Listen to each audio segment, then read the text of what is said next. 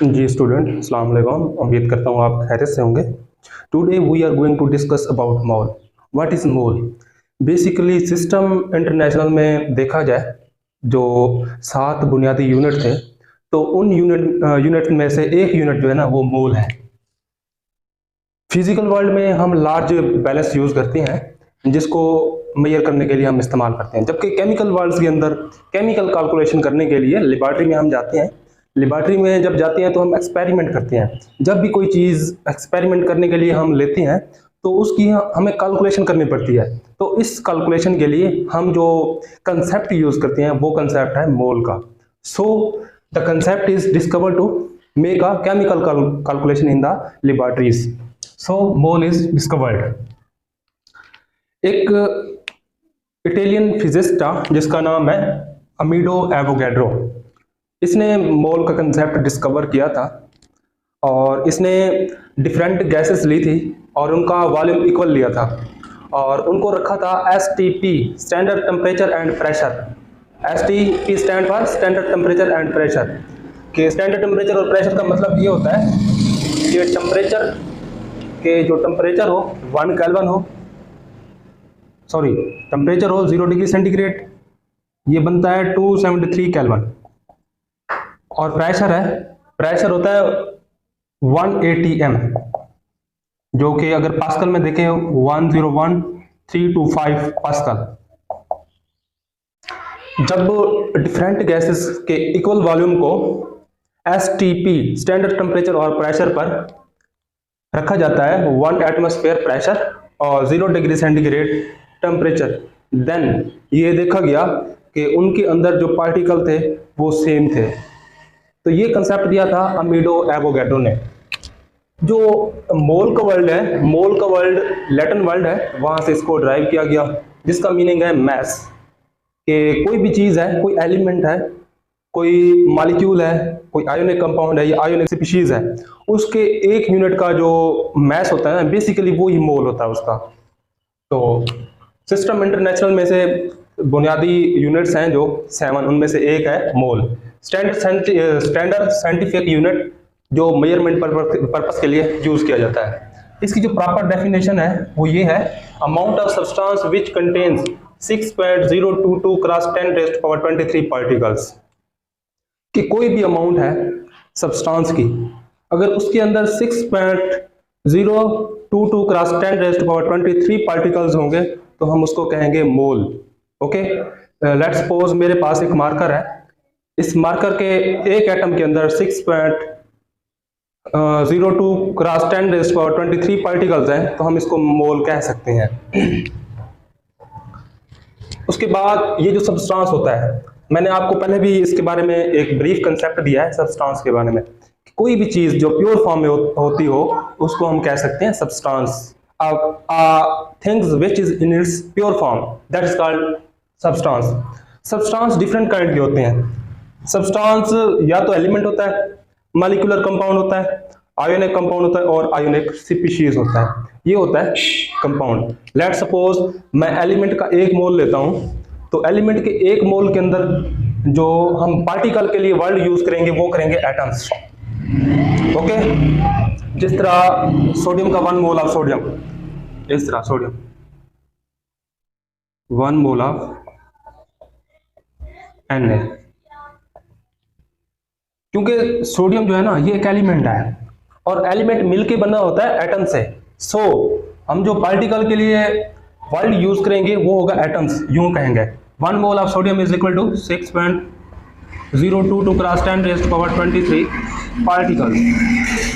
Sorry, particle की जगह पर हम लिखेंगे एटम्स, क्योंकि ये जो 1 मोल है वो एलिमेंट का है और एलिमेंट एटम से मिलकर बना होता है। सो हम पार्टिकल को रिप्लेस करते हैं एटम से। जिस तरह मॉलिक्यूलर कंपाउंड है, मॉलिक्यूल हम इसमें एग्जांपल लेंगे मॉलिक्यूल की, जिस तरह वाटर है 1 मोल ऑफ वाटर H2O। क्योंकि मॉलिक्यूल है इसके अंदर, ये जो मॉलिक्यूल है H2O ये मॉलिक्यूल से मिलके बना होता है। मॉलिक्यूलर कंपाउंड है, सो ये मॉलिक्यूल से मिलके बना होता है। सो हम कह सकते हैं 6.022 क्रॉस 10⁻23। यहाँ पर फिर एटम्स नहीं आएगा, ये जो पार्टिकल्स हैं ये डिपेंड करता है कि कंपाउंड कौन सा है, या एलिमेंट होगा या मॉलिक्यूलर कंपाउंड होगा। इन चार में से आपने डिपेंड कर देखना है कि कौन सा है। जिस तरह ये वाटर है, यहाँ पर हम यूज करेंगे मॉलिक्यूल्स का वर्ड।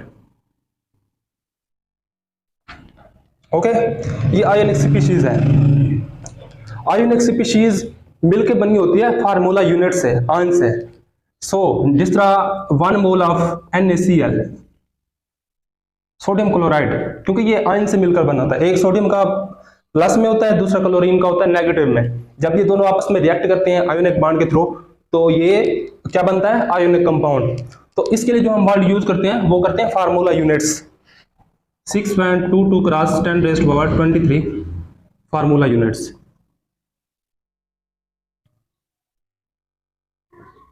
इस तरह आयोनिक स्पीशीज है। आयोनिक स्पीशीज में जिस पर चार्ज हो, कोई हाइड्रोक्साइल आयन है, यहां पर भी इसका भी 1 मोल है।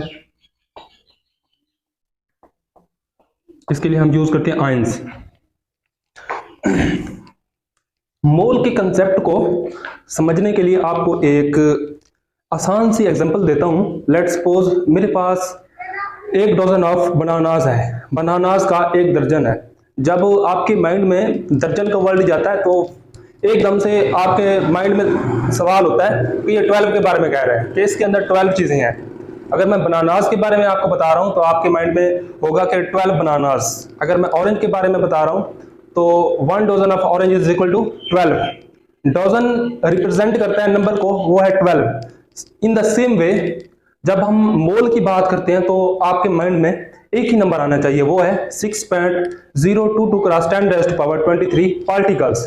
क्योंकि इसके अंदर सब्सटेंस है ना, सब्सटेंस 4 टाइप के होते हैं। या तो आयोनिक कंपाउंड हो सकता है, मॉलिक्यूलर कंपाउंड हो सकता है, एलिमेंट भी हो सकता है, या आयंस हो सकते हैं, आयोनिक स्पीशीज। तो पार्टिकल्स के वर्ड को आपने उनके अकॉर्डिंग चेंज कर देना है। जिस तरह मैं कहता हूं सेंचुरी, तो आपके माइंड में एक बात आती है कि 100 स्कोर। तो मोल भी इसी मतलब कंसेप्ट को फॉलो करता है। बट आपने एक बात को याद रखना है कि जिस तरह डोजन के अंदर डिफरेंट चीजें होती हैं। जिस तरह बनानास के 1 डजन बनानास है, बनानास के अंदर जो बनानास का साइज होता है वो छोटा बड़ा हो सकता है, उनका मैथ डिफरेंट हो सकता है। बट ये जो डोजन का वर्ड है ये डिपेंड करता है नंबर पर, कि इसके अंदर नंबर 12 होंगे, बट पार्टिकल का साइज छोटा या बड़ा हो सकता है। आप वो कंपेयर करें 1 डजन ऑफ एग्स को 1 डजन ऑफ बनानास। आप इसके अंदर भी 12 एटम्स होंगे, इसके अंदर भी 12 होंगे, वहां भी 12 बनानास हो गए, यहाँ पर भी 12 एग्स होंगे, बट इनका साइज डिफरेंट होगा, इनका मैथ डिफरेंट होगा। सो हम कह सकते हैं कि ये जो डजन है या सेंचुरी का वर्ड है, और उसके अलावा जो मोल है, मोल के अंदर जो नंबरिंग है, नंबरिंग तो सेम है। चाहे किसी चीज का भी हम एक मोल लेते हैं उसके अंदर नंबर यही रहेगा। एक 1 डजन ऑफ एनीथिंग जब हम लेते हैं तो उनका जो नंबर होगा वो सेम होगा। तो ये डिपेंड करता है नंबर पर, ना कि उनके साइज पर, ना ही उनके मैथ पर। और उसके बाद है कंसेप्ट हमारे पास है एवोगैड्रो। एवोगैड्रो नंबर ये होता है कि किसी भी चीज का जब हम एक मोल लेते हैं तो एक मोल के अंदर जो नंबर ऑफ पार्टिकल्स होते हैं वो उसका एवोगैड्रो नंबर होता है। लेट्स सपोज मैं वाटर का 1 मोल लेता हूं, 1 मोल ऑफ वाटर। ये इसके अंदर जो नंबर होता है वो होता है 6.22 क्रॉस 10⁻23 मॉलिक्यूल्स। क्योंकि जो वाटर है, वाटर एक मॉलिक्यूलर कंपाउंड है। ओके, जब हम 1 मोल ऑफ कार्बन लेते हैं वो है 6.22 cross 10⁻23 particles, atom, sorry element है कार्बन। तो इस तरह का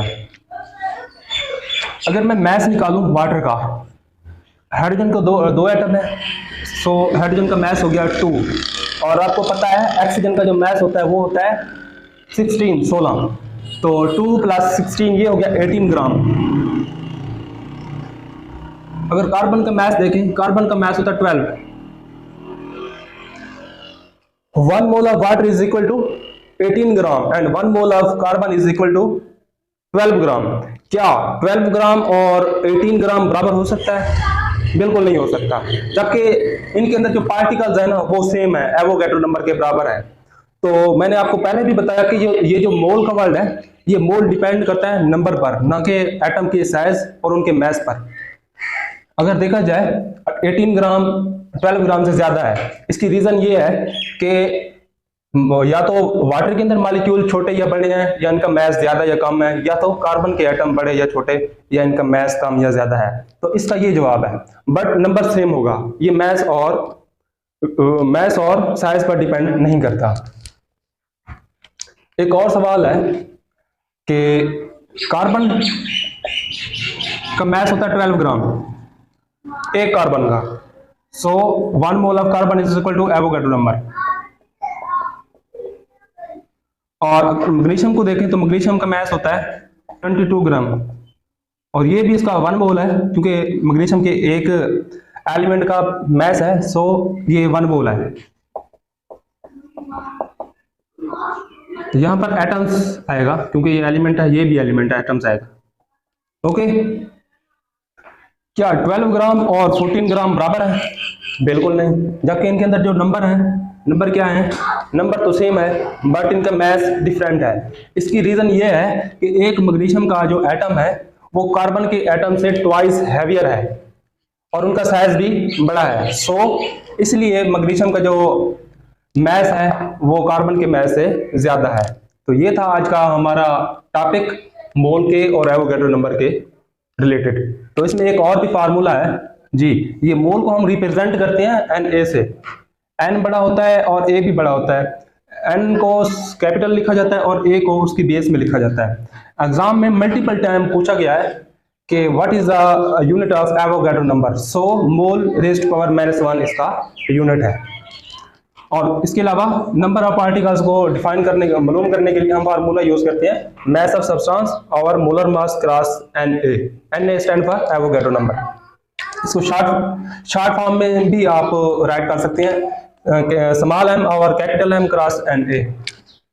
किसी भी चीज का जो मास होता है वो वहां से हम रिप्रेजेंट करते हैं, वहां से हम कैलकुलेट करते हैं उसके फार्मूला से। उसके बाद मोलर मास होता है। मोलर मास को अगर आप फाइंड करना चाहते हैं तो आपके पास ये भी होना चाहिए और ये भी होना चाहिए, और एवोगैड्रो नंबर का आपको पता है। अगर इस फार्मूले के अंदर आपको 2 या 3 चीजें गिवन हो तो थर्ड वन आप इजीली आप फाइंड कर सकते हैं। तो ये था हमारे पास मोल और एवोगैड्रो का एक ब्रीफ सा कंसेप्ट। थैंक यू, अल्लाह हाफिज़।